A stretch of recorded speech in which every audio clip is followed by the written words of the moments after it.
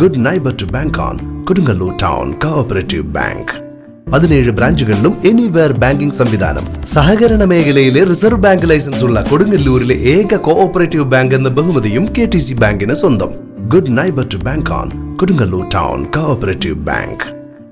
പ്രായമാകുമ്പോൾ തെരുവിൽ ഉപേക്ഷിക്കപ്പെടുന്ന വളർത്തുമൃഗങ്ങളുടെ പ്രതിനിധിയാണ് കുഞ്ഞൻ എന്ന നായ. ഉടമ തെരുവിൽ തള്ളിയ കുഞ്ഞൻ ഇന്ന് അനാഥനല്ല. സലീഷയെയും അമ്പിളിക്കല ടീച്ചറെയും പോലുള്ള സന്മനസ്സുകൾ അവന് തുണയായുണ്ട്. കൊടുങ്ങല്ലൂരിലെ കിഴക്കേ നടയിലുള്ള ഭാരത് പെട്രോളിയത്തിന്റെ പെട്രോൾ പമ്പിലെ അന്തേവാസിയാണ് കുഞ്ഞൻ. ഗോൾഡൻ റിട്രീവർ സങ്കര ഇനത്തിൽപ്പെട്ട കുഞ്ഞനെ പ്രായമേറിയപ്പോൾ ഉടമ പുറന്തള്ളിയതാണെന്നാണ് സൂചന.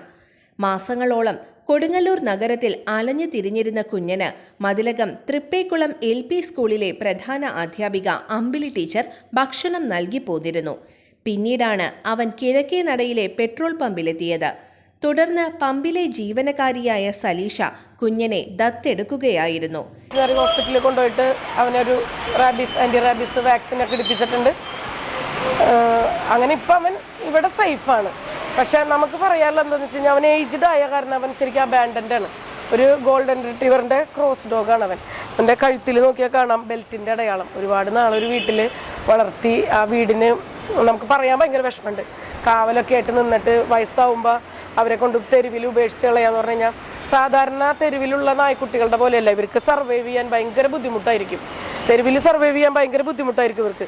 കാരണം തെരുവിലുള്ളവരുടെ കടി കേൾക്കണം, ഓടിപ്പിക്കൽ, അങ്ങനെ ഒരുപാട്. പിന്നെ തേടി ഭക്ഷണം കഴിക്കാൻ അവർക്കുള്ള ബുദ്ധിമുട്ട്, അത്തരം ഒരുപാട് ബുദ്ധിമുട്ടുണ്ട്. അപ്പോൾ ശരിക്കും ഇവനൊരു പ്രതിനിധി മാത്രമാണ്. ഇങ്ങനത്തെ 100 കണക്കിന് നായ്ക്കളെ റോഡിൽ ഉപേക്ഷിക്കുന്നുണ്ട്. അങ്ങനെ ആരും ചെയ്യരുത്. കാരണം ഇവരെവിടെയെങ്കിലുമൊക്കെ കിടന്നോളും.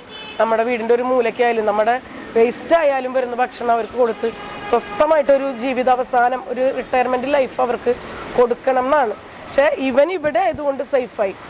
അതിനെനിക്ക് പറഞ്ഞ പോലെ സലീഷോട് എനിക്ക് എത്ര നന്ദി പറഞ്ഞാലും മതിയാവില്ല. കാരണം അവളൊരു മൃഗസ്നേഹി ആയതുകൊണ്ടാണ് അവനവിടെ സേഫായത്.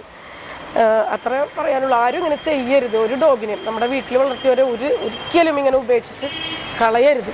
അത്രേ പറയാനുള്ളൂ.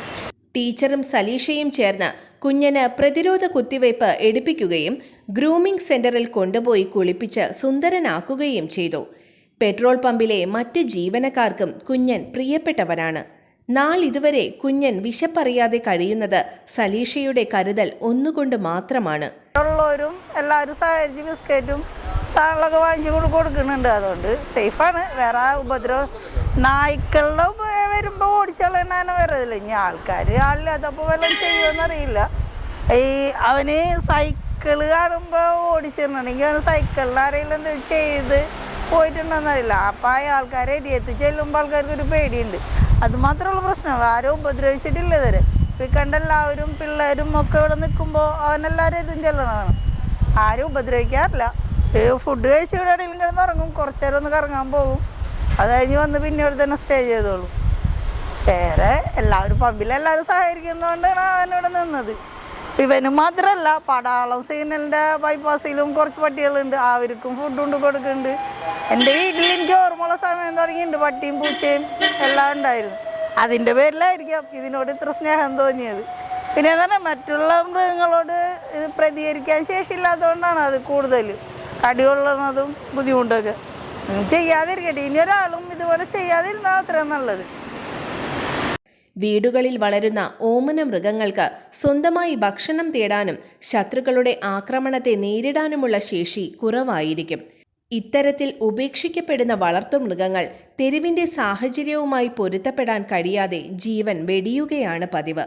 എന്നാൽ കുഞ്ഞനെ ഭാഗ്യവും നന്മയും തുണച്ചുവെങ്കിലും തെരുവിൽ ഒട്ടനവധി കുഞ്ഞന്മാർ ഉപേക്ഷിക്കപ്പെട്ട് അലയുന്നുണ്ടിപ്പോഴും.